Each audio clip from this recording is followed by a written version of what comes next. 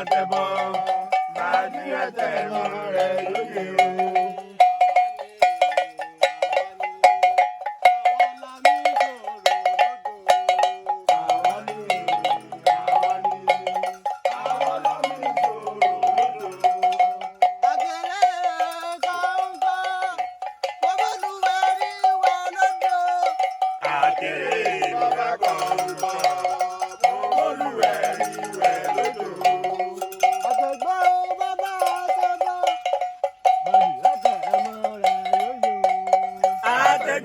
Bàbá àtẹ̀bọ̀ bàdí ẹ̀tẹ̀mọ́ rẹ̀ lóye o.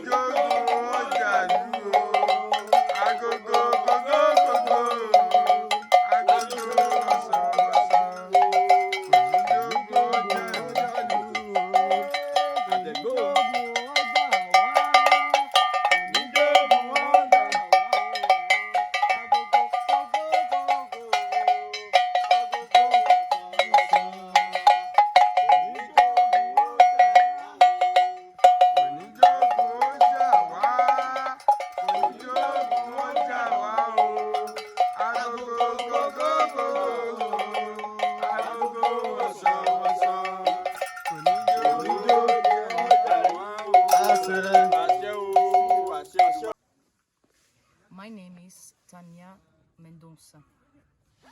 I come from Switzerland. I took the long way to come here to Yoruba land, to Oyo, to Ifa Toki Amere Temple. This spirituality of Orisha has his origin in Africa, has his origin in this region, and is very, very powerful. In my land, there is no opportunity. I can't do initiation, I can't do a bow, I can't learn. Here, there are wonderful people, they have all this knowledge where we lost there.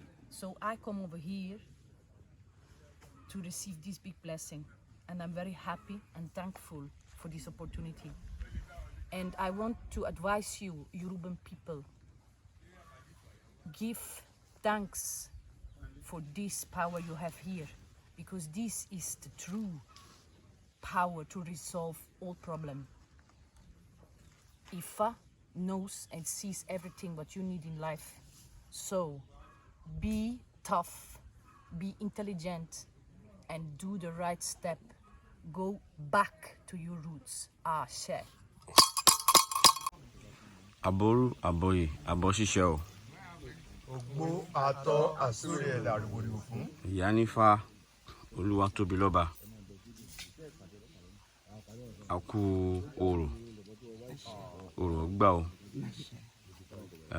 Kí ni ẹ lè sọ fún wa nípa Itefa tí ẹ tẹ̀? Ẹ ṣeun tẹ́ béèrè béèrè.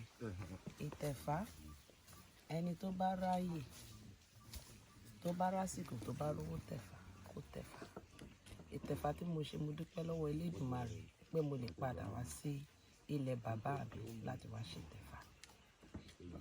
Itefa yìí mo ti fẹ́ ṣe tipẹ́, àmọ́ Elédùmarè sọ pé ìgbà tí mo ṣe ló yẹ kí n ṣe. Mo dẹ̀ dúpẹ́ lọ́wọ́ Ifa Toki Amere Temple l'Ọ̀yọ́ State àti olúwo mi tó ń dúró tì mí, àti gbogbo àwọn babaláwo tó ràn mí lọ́wọ́ láti ṣe Itefa. Itefa is a very nice experience. Celebration ní Itefa. Láti mọ̀rọ̀ èèyàn ní Itefa. Kéèyàn mọ nǹkan tó yàn mọ́ wáyé, bó ṣe máa gbé gbà òun ní Itefa. Throughout the whole process, mo gbádùn ara mi.